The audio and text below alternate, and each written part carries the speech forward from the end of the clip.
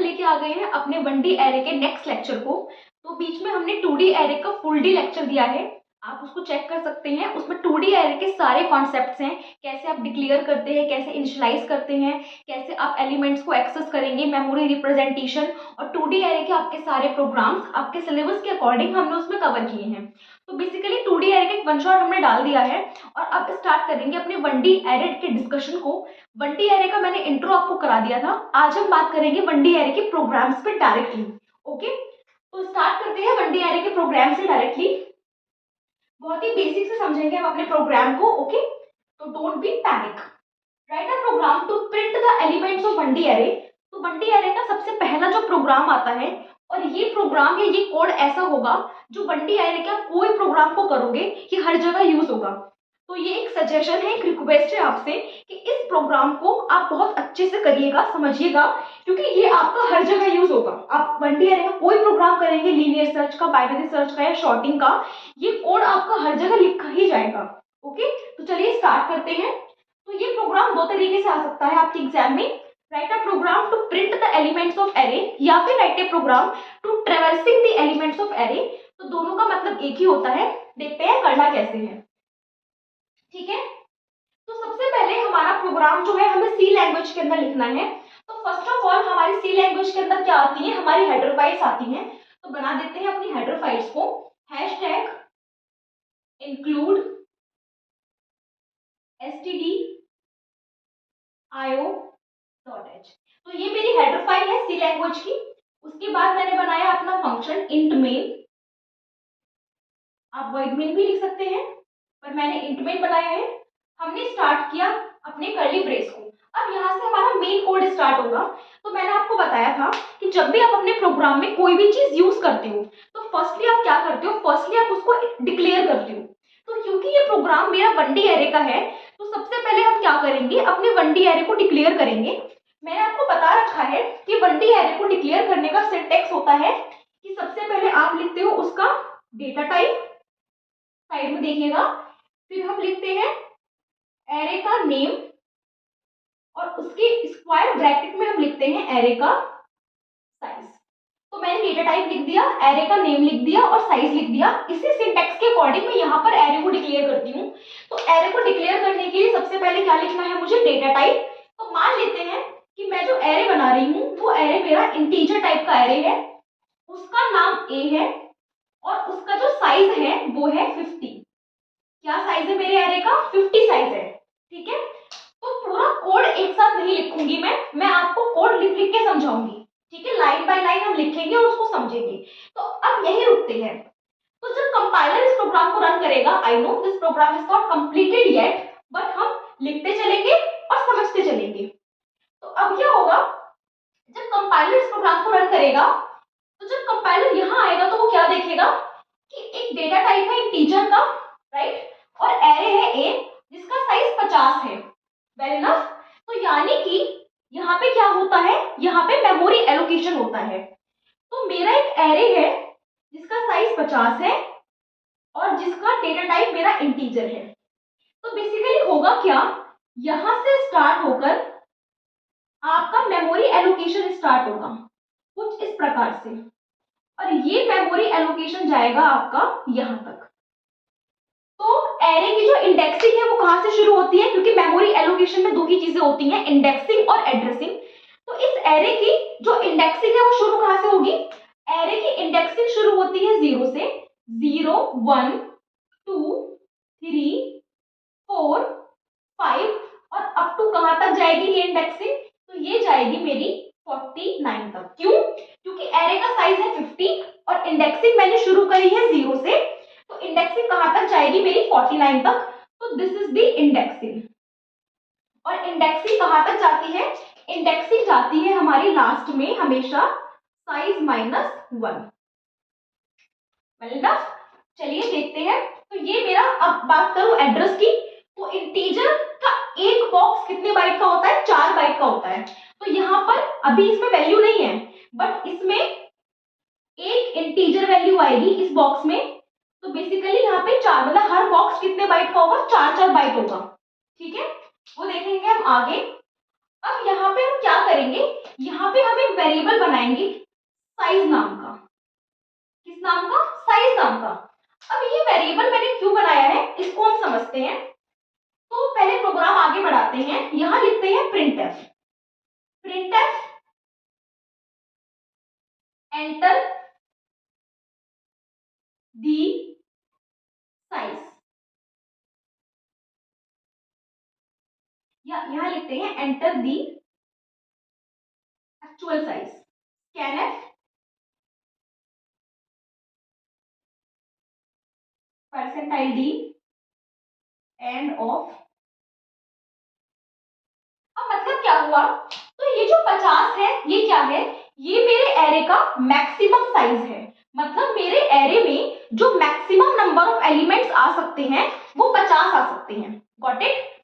लेकिन जरूरी नहीं है कि यूजर को 50 के 50 बॉक्सेस यूज करने हो, या हमें 50 के 50 बॉक्स एरे के यूज करने हो सकता है कि मुझे इन 50 में से 40 बॉक्सेस यूज करने हैं, या मुझे इन 50 में से 10 बॉक्सेस यूज करने हैं। मेरा काम 45 बॉक्सेस में हो जाएगा। तो कहने का मतलब ये है कि मैंने जो यहाँ पर साइज दिया है ये मेरे एरे का मैक्सिमम साइज है, कि मैक्सिमम मैं इसमें 50 वैल्यूज इंटीजर टाइप की स्टोर करा सकती हूँ। लेकिन रन टाइम में हम एक्चुअली कितने बॉक्स यूज करेंगे वो हम कहाँ स्टोर करेंगे, हमारे साइज में। तो this is the maximum size and this size is represents the actual size of the array which is used by the user. For example लेते हैं कि मेरे पास 50 स्टूडेंट्स हैं, ठीक है, तो मेरे पास 50 स्टूडेंट्स हैं, तो मैंने अपना एरे बना लिया 50 स्टूडेंट्स का। अब मुझे क्या करना है, मुझे डेली अटेंडेंस लेनी है। तो क्या ये पॉसिबल है कि क्लास में डेली 50 स्टूडेंट्स आए? भाई कभी 40 स्टूडेंट्स आएंगे, कभी 45 आएंगे, कभी 35 आएंगे, कभी 10 ही आएंगे। तो नंबर ऑफ स्टूडेंट्स डिपेंड करते हैं। उसी प्रकार हमारे एरे का मैक्स साइज 50 है, बट हमेशा हम 50 बॉक्स यूज करें ये कोई मैंडेटरी नहीं है। तो इसलिए यहाँ पे जो 50 है वो हमारे एरे का मैक्सिमम साइज है, और जो साइज है वो हमारे एरे का एक्चुअल साइज है जो यूजर रन टाइम पे देकर यूज करने वाला है। ठीक है, तो हमारा प्रिंटफ के थ्रू हम यूजर से साइज की वैल्यू लेंगे और स्कैनर में स्कैन कराएंगे, ये हम देखेंगे अभी आगे। अब हम क्या करेंगे, अब अगला प्रिंटफ आएगा, enter the elements in array. Array में एलिमेंट्स को एंटर कराओ। अब यहां से स्टार्ट होती है हमारी रियल स्टोरी। चलिए अभी बनाते हैं आउटपुट स्क्रीन, कि आउटपुट स्क्रीन इस प्रोग्राम को रन होते टाइम कुछ किस प्रकार दिखेगी, जिससे कि हम थोड़ा रिलेट कर पाए। तो सबसे पहले हमारी हेडर फाइल्स एग्जीक्यूट होंगी, हमारा मेन फंक्शन होगा। फिर मैंने ये बता दिया कि जब कंपाइलर यहाँ आएगा तो A50 को देखकर वो साइज बनाएगा आपके एरे का 50।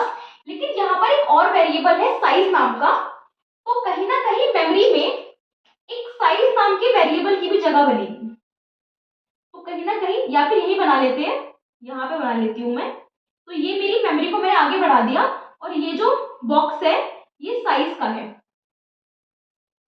इंडेक्सिंग यहां से शुरू हो रही है, ये साइज नाम का बॉक्स है। ठीक है, अब क्या हो गया, मेमोरी में एरे के लिए 50 बॉक्स बन गए और एक साइज नाम का बॉक्स बन गया। ठीक है, ओके, नो इश्यूज। अब क्या हुआ, प्रिंटफ। प्रिंटफ का मतलब हमारी स्क्रीन पर एक मैसेज डिस्प्ले होगा, क्या, एंटर द एक्चुअल साइज, कि आप एक्चुअल साइज एंटर करो। अब यहाँ यूजर बताएगा कि 50 बॉक्स में से उसे कितने नंबर ऑफ बॉक्स यूज करने हैं। तो मान लीजिए यूजर ने कह दिया साइज है 4, मतलब कि उसे कितने बॉक्स यूज करने हैं, 4 बॉक्स यूज करने हैं। तो प्रिंटफ से मैसेज डिस्प्ले हुआ, यूजर ने वैल्यू डाल दी। अब ये वैल्यू कहां पर है, ये वैल्यू मेरी स्क्रीन पर है। मुझे ये वैल्यू स्कैनफ फंक्शन का यूज करके कहां पहुंचानी है, यहां से यहां मेमोरी तक लेके आनी है। तो कैसे लाएंगे, तो जब कंपाइलर का कंट्रोल स्कैनफ पे आएगा तो स्कैनफ क्या चेक करेगा, कंपाइलर कि स्कैनफ में जो फॉर्मेट स्पेसिफायर है वो %d का है, क्या यूजर ने जो वैल्यू एंटर करी है वो इंटीजर है, क्योंकि परसेंटाइल डी किसको इंडिकेट्स करता है, इंटीजर को। तो हाँ, एंटर करी गई वैल्यू भी इंटीजर है और परसेंटाइल डी भी इंटीजर के लिए है। ठीक है, अब ये 4 कहाँ स्टोर होगा, तो एंड ऑफ साइज, मेमोरी में जहां साइज नाम की जगह बनी है ये वहां जाएगा। तो ये 4 आपका यहाँ पे आपके स्टोर हो गया। दैट मीन्स कि आपके एरे का जो साइज है वो 4 है। तो यानी कि इन 50 बॉक्सेस में से यूजर जिन नंबर ऑफ बॉक्सेस को यूज करना चाहता है वो कौन से हैं, ये 4, 1 2 3 4। क्लियर है, तो 50 बॉक्स में से यूजर इन 4 बॉक्सेस को एक्सेस करना चाहता है रन टाइम पे, 1 2 3 4 बॉक्सेस को, इंडेक्सिंग 0 1 2 3। ठीक है, अब देखते हैं होगा क्या। अब आया हमारा अगला printf, enter the elements in array. Again message आएगा स्क्रीन पे, enter the elements in array. तो यूजर ने साइज कितना डाला है, 4, तो ऑब्वियसली कि वो कोई भी 4 वैल्यू डाल सकता है। तो यूजर ने डाल दिया 10 20 30 और 40। अब क्या करना है, अब मुझे इन चारों वैल्यूज को एक एक करके इन डब्बों में फिट करना है। किसके डब्बों में, एरे के डब्बों में। ठीक है, तो मुझे मल्टीपल वैल्यू को एरे में फिट करना है। कैसे, पहले मैं 10 को फिट करूंगी इंडेक्स 0 पे, 20 को फिट करूंगी इंडेक्स 1 पे, 30 को फिट करूंगी इंडेक्स 2 पे और 40 को फिट करूंगी इंडेक्स 3 पे। बट क्वेश्चन इज दैट कि मैं कैसे करूंगी। तो जब मुझे एक काम बार बार करना है, पहले मुझे एक एक करके वैल्यूज को मेमोरी तक पहुंचाना है, तो इसके लिए हम क्या लगाएंगे, इसके लिए हम लगाएंगे फॉर लूप को। तो फॉर लूप हमारा ये रहा। अब फॉर लूप चलाने के लिए मुझे एक वेरिएबल चाहिए, तो फॉर लूप चलाने के लिए जिस वेरिएबल को हम लेते हैं वो है हमारा आई। तो आई को कर दिया हमने यहाँ पे डिक्लेयर। ठीक है, अब ये आई स्टार्ट कहां से होगा, ध्यान देना, ये फॉर लूप शुरू कहां से होगा। तो करना क्या है, पहले मुझे इस 10 को यहां पे लेके आना है। तो अगर मैं बात करूं एरे की, तो ये फॉर लूप कहां से शुरू होना चाहिए, 0 से, क्योंकि मुझे पहली वैल्यू कहां स्टोर करानी है, 0 पे। तो ये फॉर लूप स्टार्ट कहां से होगा, 0 से। तो हमने फॉर लूप स्टार्ट कर दिया 0 से। अब अगला, ये फॉर लूप कहां तक जाएगा, तो इसकी वैल्यू पहले 0 पे आएगी, तो पहले 10 0 पे जाएगा, फिर इसकी वैल्यू 1 पे, 2 पे, 3 पे। तो मुझे ये फॉर लूप कहां तक लेके जाना है, कहां तक लेके जाना है, 3 तक, 0 1 2 3। तो बेसिकली इसकी वैल्यू क्या है, लेस देन इक्वल टू 3, क्योंकि 0 भी चाहिए मुझे वैल्यू, 1 भी चाहिए, 2 भी चाहिए और 3 भी चाहिए, क्योंकि थर्ड पोजीशन मेरी फोर्थ लोकेशन है जहां मेरा 40 स्टोर होगा। तो मुझे 3 भी चाहिए। तो कहां तक जाएगा ये, लेस देन इक्वल टू 3 तक जाएगा। अब पहले आई की वैल्यू 0 होगी, फिर 1, फिर 2, फिर 3। तो आई क्या हो रहा है मेरा, आई मेरा प्लस प्लस हो रहा है। ठीक है, फिर हमने यहां लगाया हमारा कर्ली ब्रेस और नीचे लिखेंगे हम स्कैनफ, स्कैनफ परसेंटाइल डी, क्योंकि वैल्यू इंटीजर्स है, एंड ऑफ एरे ए का नाम इंडेक्सिंग आई, और ये लूप हो गया आपका फॉर लूप बंद, या इसको ब्लू से बंद करते हैं, पता रहेगा कि हमारा फॉर लूप ब्लू से ब्लू वाला ये फॉर लूप बंद हुआ है, और ये ब्लैक से ब्लैक वाला हमारा मेन लूप बंद हुआ है। ठीक है, तो ये हमारा कोड हुआ ट्रैवर्सिंग का। अब एक काम करते हैं, इस कोड को रन करके देखते हैं कि क्या होगा। और मान लेते हैं कि जो आई है, क्योंकि देखो 50 लोकेशन बनी एरे की, साइज की बनी एक लोकेशन, तो एक लोकेशन यहाँ पे किसकी बनेगी, आई की। तो मेमोरी में यहाँ मेरा क्या स्टोर होगा, आई स्टोर होगा। तो कहां तक कोड रन कर लिया था हमने, यहाँ पे आके 50 लोकेशंस बना दी है एरे के नाम की, साइज नाम की लोकेशन बना दी है, आई की लोकेशन बना दी है, प्रिंटफ से यूजर से साइज ले लिया है, एलिमेंट्स एंटर करा लिए। अब बस मुझे ये एलिमेंट्स ये फॉर लूप और स्कैनफ के माध्यम से यहां पहुंचाने हैं। तो देखते हैं कैसे पहुंचाएंगे, चेक करते हैं। तो सबसे पहले आई क्या है, 0, तो लिख देते हैं कि फर्स्ट में आई क्या है मेरा, आई मेरा 0 है। कंडीशन चेक करो, 0 लेस देन इक्वल टू 3। तो क्या कंडीशन ट्रू है? यस, कंडीशन ट्रू है, 0 मेरा 3 से छोटा होता है। कंडीशन ट्रू है, इसीलिए मैं स्कैनफ में आ गई, यानी कि लूप के अंदर आ गई। अब हम क्या चेक करेंगे कि परसेंटाइल डी मतलब इंटीजर। तो क्या जो पहली वैल्यू यूजर ने स्क्रीन पे एंटर करी है वो इंटीजर है? तो देखो, क्या 10 इंटीजर है? हाँ, 10 इंटीजर है। और परसेंटाइल डी भी इंटीजर के लिए है, करेक्ट। बट ये जाएगा कहां? तो एंड ऑफ ए ऑफ आई, आई की वैल्यू 0। तो ये 10 कहां जाएगा? तो मेरा ये ए एरे की जो 0th इंडेक्सिंग है वहां जाएगा। तो ए एरे की, एरे मेरा यहां से शुरू है, तो ए एरे की जो 0 इंडेक्सिंग है वहां ये 10 जाएगा। तो ये 10 यहां से हटके यहां पे आ गया। आ गया, करेक्ट। क्या मैं फॉर लूप से बाहर हूं? नहीं, मैं स्कैनफ पे हूं। तो अब हम दोबारा जाएंगे ऊपर और आई की वैल्यू हमारी एक बढ़ेगी। तो अब आई की वैल्यू क्या हो जाएगी? 1, क्योंकि आई प्लस प्लस है। तो कंडीशन चेक करो, क्या 1 लेस देन इक्वल टू 3 है? तो yes, condition true, 1 less than equal to 3 है। अब क्योंकि 1 लेस देन इक्वल टू 3 था तो हम दोबारा आ गए। तो सेकंड वैल्यू क्या है मेरी? 20, इंटीजर वैल्यू है। परसेंटाइल डी भी किसके लिए है? इंटीजर के लिए है, करेक्ट। कहां डालनी है? एंड ऑफ ए ऑफ आई। तो इस बार जो आई है वो क्या है? इस बार मेरा आई 1 है। तो ये 20 कहां जाएगा? ये 20 जाएगा एरे ए के फर्स्ट लोकेशन पे, और ये 20 मेरा यहाँ पे आ गया। अब दोबारा जाइए ऊपर, आई प्लस प्लस। तो आई अब की बार क्या हो गया? आई हो गया 2। कंडीशन चेक करेंगे, 2। तो क्या कंडीशन ट्रू है? हाँ, कंडीशन ट्रू है भाई, बिल्कुल ट्रू है। तो नीचे आएंगे, तो क्या थर्ड वैल्यू मेरी इंटीजर है? हाँ, 30 मेरा इंटीजर है।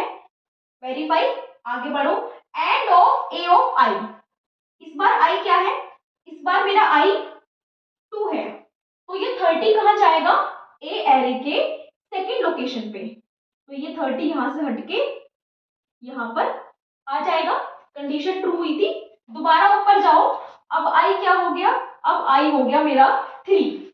चेक करो लूप में, तो क्या 3 लेस देन इक्वल टू 3 है? हाँ, बिल्कुल 3 3 के बराबर होता है।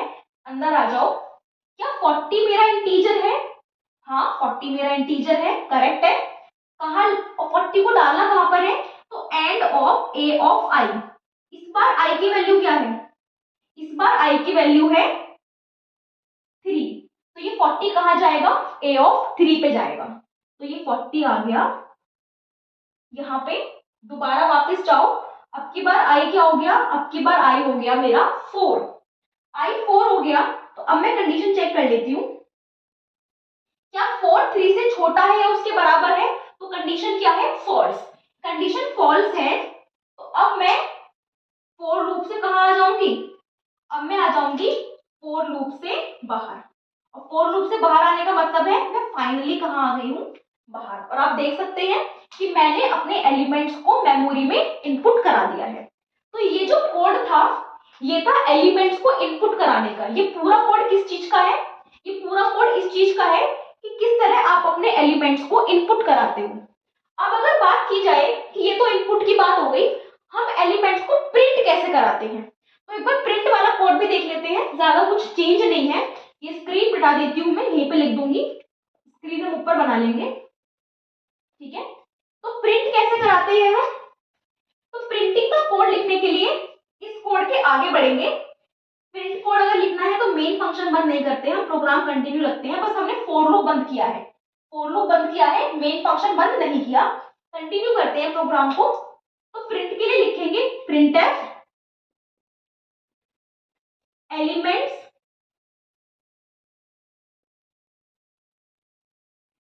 Of array are.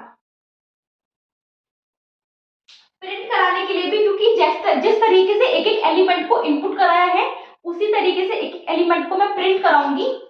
तो लिखते हैं for i equals to 0, i less than equals to 3, i plus plus for loop मैंने करा open, printf percentile d and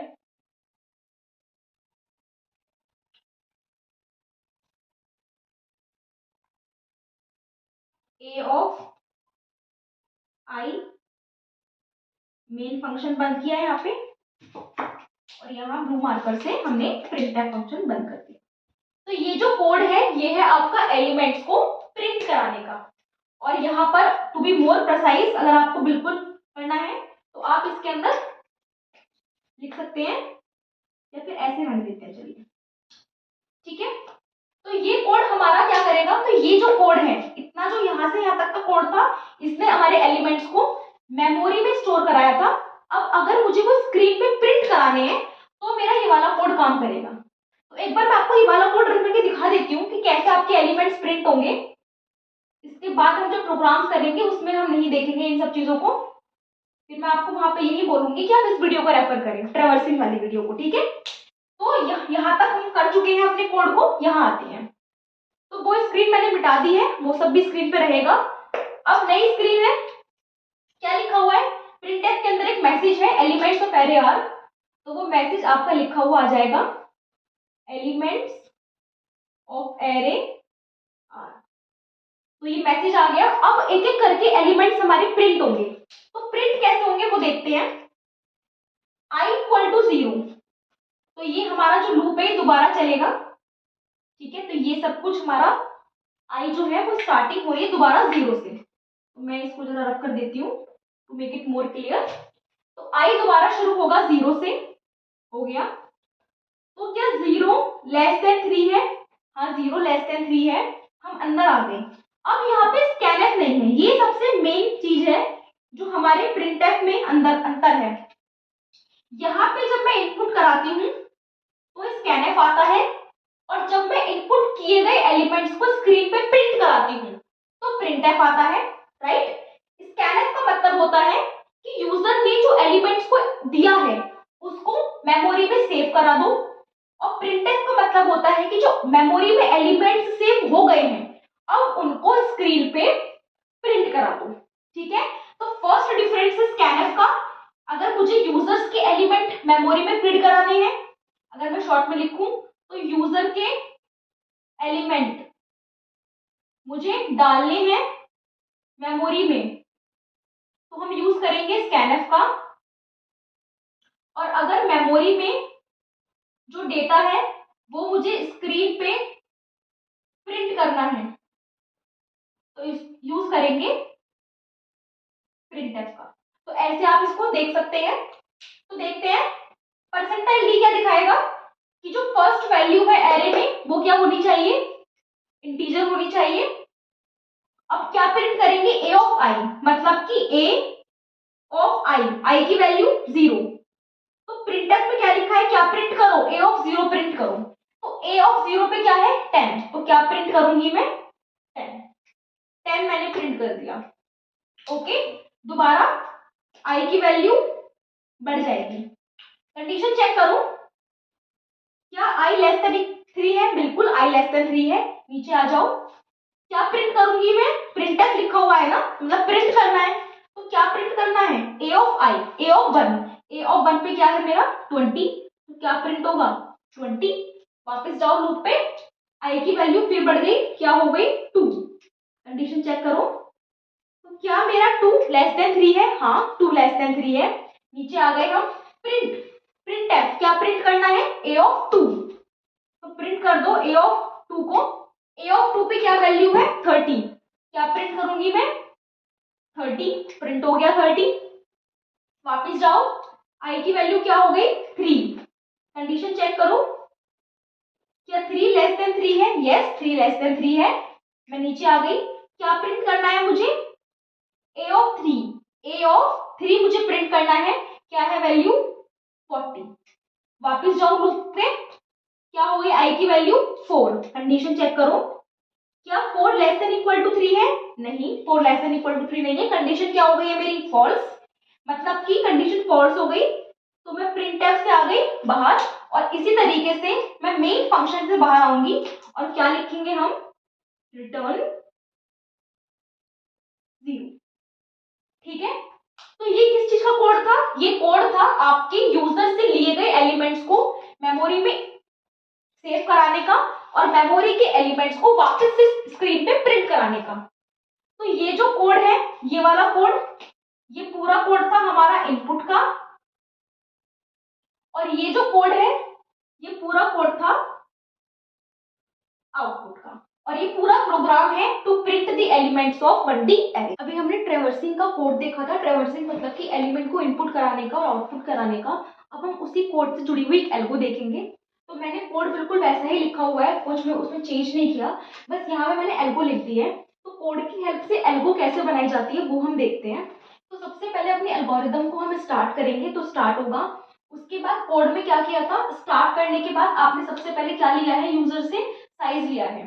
तो यहाँ पे हमने साइज को डिक्लेयर किया, बेसिकली जो हमारा साइज था वो हमने डिक्लेयर किया। तो वही लिखा है हमने, declare the size of the array. जो मेरा एक्चुअल साइज मैंने कोड में डिक्लेयर किया था उसको मैंने वर्ड्स में लिखा है कि डिक्लेयर करेंगे हम साइज ऑफ द एरे को, और जो साइज होगा वो हमारा क्या होगा, इंटीजर होगा। जो हमारा 4 साइज था वो क्या है, हमारा इंटीजर है।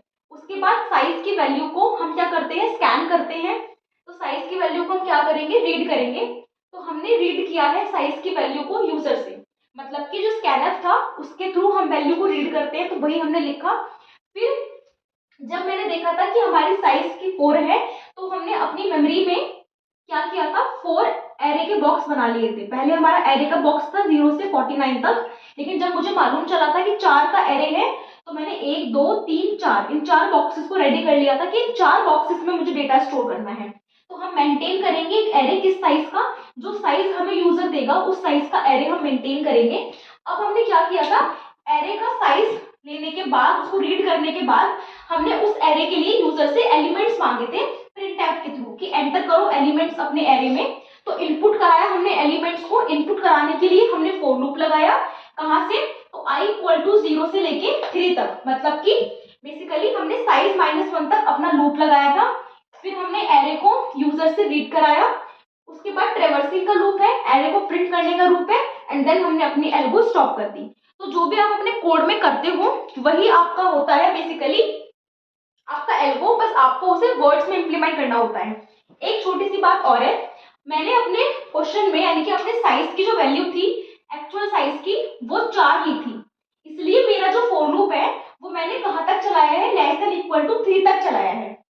ओके, अगर मैं इस पूरे कोड को जनरलाइज करना चाहूं तो मेरा जो ये लूप है ये कहां तक जाएगा, ये जाएगा साइज -1 तक, और यहां पर भी कहां तक जाएगा, साइज -1 तक। इसका मीनिंग क्या हुआ, इसका मीनिंग ये हुआ, यहाँ पे देखो बॉक्सेस कहां से बने थे, 0 1 2 3 4 कहां तक बने थे, 49 तक बने थे। और हमारे एरे का साइज हमने कितना लिया था, 4 लिया था। तो 4 1 2 3 4, तो जब मेरा साइज क्या है, 4 है, तब मेरे इंडेक्सिंग की वैल्यू क्या है, 3 है। बेसिकली जो इंडेक्सिंग की वैल्यू होती है वो हमेशा साइज से कम चलती है, क्योंकि इंडेक्सिंग को आप शुरू करते हो 0 से और साइज को आप करते हो 1 से शुरू। तो साइज क्या है, 1 2 3 4, ये मेरा साइज है, और इंडेक्सिंग क्या है, 0 1 2 3 4। तो 0 1 2 3 इंडेक्सिंग है। तो अगर ये लूप हमें जनरल चलाना है तो ये लूप जाएगा 0 से स्टार्ट हुआ क्योंकि इंडेक्स 0 था, कहां तक जाएगा, साइज -1 तक। तो साइज -1 मतलब साइज कितना है, 4 -1 मतलब 3, तो वैल्यू हमें 3 ही मिलेगी। ठीक है, तो अगर आप अपने साइज को चेंज करेंगे, अगर आप अपने साइज को 6 करेंगे तो ये लूप चलेगा 5 तक, क्योंकि आपका साइज तो 6 होगा, बट क्योंकि इंडेक्सिंग आप शुरू करोगे 0 से तो इंडेक्सिंग क्या आएगी, 5th आएगी। अगर आपका साइज 8 होगा तो ये लूप जाएगा 7 तक। क्यों, क्योंकि साइज आपका 8 है, बट क्योंकि आपने इंडेक्सिंग शुरू करी 0 से तो लास्ट में साइज क्या रह जाएगा, इंडेक्सिंग क्या हो जाएगी, 7 हो जाएगी। तो इस बात का आपको ध्यान रखना है कि जहां से भी आप फॉर लूप, अगर आप एरे को स्टार्टिंग से स्कैन कर रहे हो तो फॉर लूप स्टार्ट होता है 0 से, अपार्ट फ्रॉम दैट कहां तक जाता है, तो जो आपके एरे का साइज होता है -1 वहां तक जाता है, बिकॉज फॉर लूप में जो वेरिएबल यूज होता है वो इंडेक्सिंग को डिनोट करता है और साइज हमेशा इंडेक्सिंग से एक कम होती है। तो ये बातें आपको ध्यान रखनी है। तो आज हमने कंप्लीट किया अपने ट्रैवर्सिंग के कोड को। कल मिलते हैं अपनी अगली वीडियो के साथ। तब तक के लिए थैंक यू, स्टे कनेक्टेड।